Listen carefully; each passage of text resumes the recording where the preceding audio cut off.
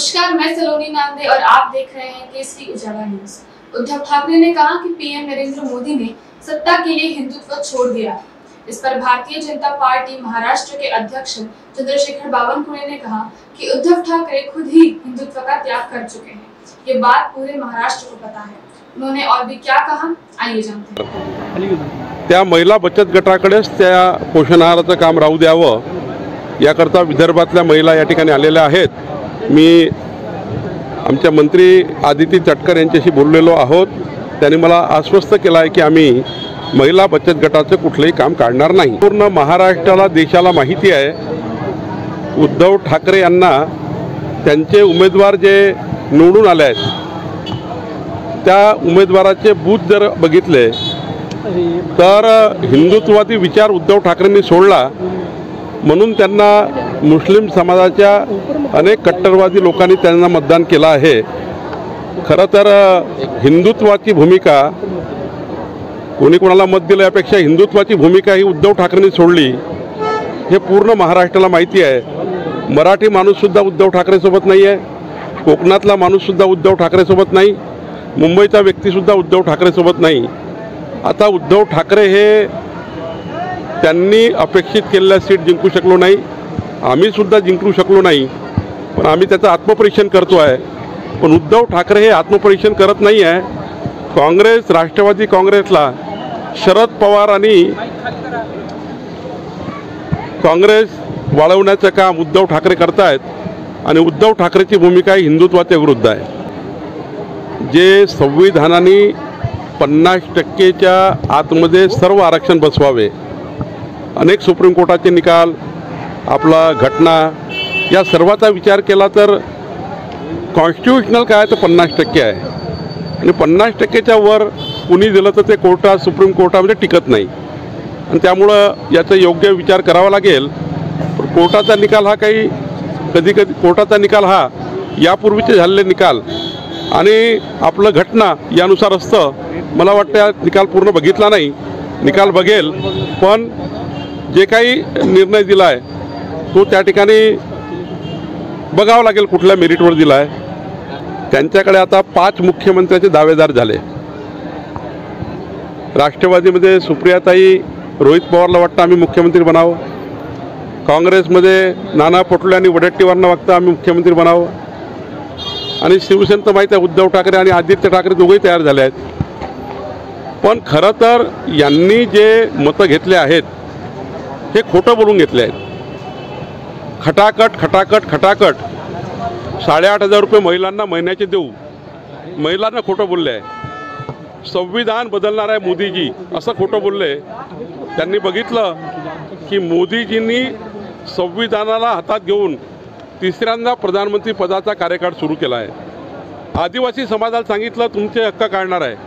आदिवासी समाजाकरता 86,000 कोटी रुपये प्रत्येक वर्षी मोदींनी दिले आहे। काँग्रेसच्या काळात 16,000 कोटी होते आणि त्यामुळे आदिवासी समाजाला खोटं सांगितलं तुमचे हक्क काढणार आहे आणि त्यामुळे हे जे खोटारडेपणा केली आहे या खोटारडेपणावर मतं मिळाले आहे।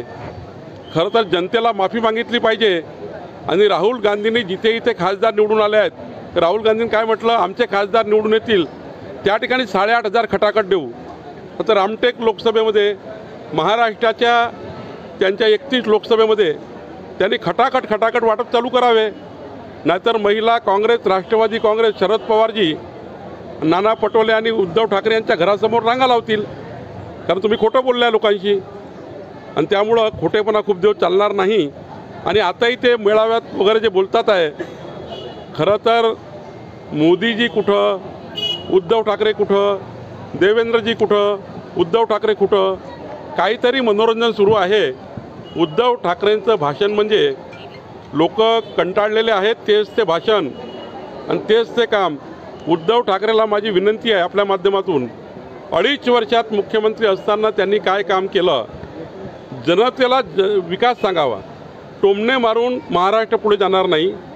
सकाळचा भोंगा राजकीय असतो, हे भोंगे न वाजवता महाराष्ट्राच्या शेतकरी शेतमजुराच्या विकासाकरता या ठिकाणी शेतकऱ्याला न्याय मिळवून देण्याकरता काय तुमचं म्हणणं आहे हे सांगितलं पाहिजे।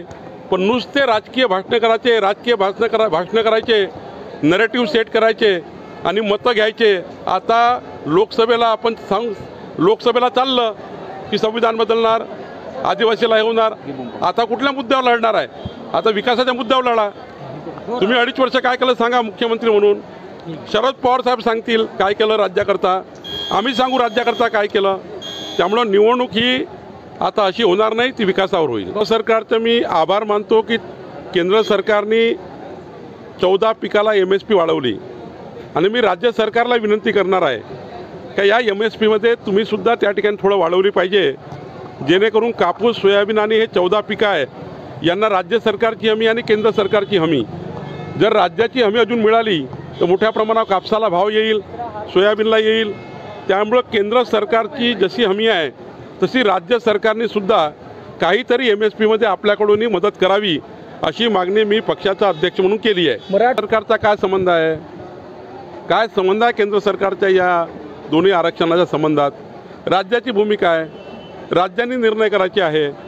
तुम्ही एवढे दिवस सत्तेमध्ये होता, तुम्ही नेहमी शरद पवार साहेबांची नेहमी भूमिका मराठा आरक्षणाच्या विरोधात राहिली आहे आणि लपून नाही आहे। त्यांचं जर त्यांच्या सरकारमधले GR बघितले त्यावेळीही मराठा समाजाला त्यांना आरक्षण देता आलं असतं। मराठा समाजाला मोठ्या प्रमाणावर त्या ठिकाणी मागासवर्गीयासारख्या सवलती देता आल्या असत्या, पण मराठा समाजाच्या आरक्षणाकरता शरद पवार साहेबांनी कुठली भूमिका घेतली नाही। आणि आता मराठा आरक्षणावर शरद पवार साहेब बोलतात आहे, हे आश्चर्य आहे। आपलं सरकार असताना, आपण मुख्यमंत्री असताना, उद्धव ठाकरे मुख्यमंत्री असताना कोर्टामध्ये केस लढली नाही। उद्धव ठाकरे मुख्यमंत्री असताना योग्य वकील लावले नाही। उद्धव ठाकरे मुख्यमंत्री असताना मराठा समाजाचं आरक्षण केलं, जे आमच्या महायुतीच्या देवेंद्र फडणवीस साहेबांनी दिलं। आणि तुम्ही आता बोंबा मारताय, कुठल्या अधिकाराने बोंबा मारतायत? मराठा आरक्षणाचे मारेकरी हे शरद पवार साहेब आणि उद्धव ठाकरे आहेत। भारतीय जनता पार्टी आणि महायुती हे OBC आणि मराठा समाजाला संरक्षण देणारा आमचं महायुतीचं सरकार आहे। सांगतो आहे, हे जे सकाळचे भोंगे आहे आणि 3 पार्ट्या महाविकास आघाडी आहे, हे नुसते लोकांना संभ्रमित तयार करून विकासापासून दूर नेत आहे। विकासाच्या मुद्द्यावर कोणी त्या ठिकाणी बोलत नाही। आता एवढे मोठे मोठे निर्णय केंद्र सरकारने केले, त्यावर काही सरकारचं अभिनंदन करणार नाही, सरकारला त्या ठिकाणी कुठल्या गोष्टीचं क्रेडिट देणार नाही, पण मात्र डायव्हर्ट करतील। मीडियाच्या माध्यमातून विकासाचे कामं डायव्हर्ट करतात आहे। मीडियाना सुद्धा माझी विनंती आहे, या महाराष्ट्राचं हित तुम्ही बघताय, महाराष्ट्राचं हित या ठिकाणी विकासावर आहे। तुम्हालाही विनंती आहे की सकाळचे हे टोमणे तुम्ही दाखवण्यापेक्षा महाराष्ट्राच्या विकासाकरता आपण सर्वांनी सरकारलाही आणि विरोधी पक्षालाही मदत करा, अशी आपल्याला माझी विनंती आहे। कुठेही काही जाऊ द्या, त्यांचे अधिकार त्यांना आहे। आता उबाटा कुठं जायचं आणि खोबाटा कुठं जायचं मी काय सांगू? आपला अधिकार आहे उमेदवाराचा, आपापला प्रत्येक विरोधी पक्ष असो की आमचा असो, जर कोणाला वाटतं की शंका, तर शंका निरसन करायचे अधिकार सर्वांना आहे।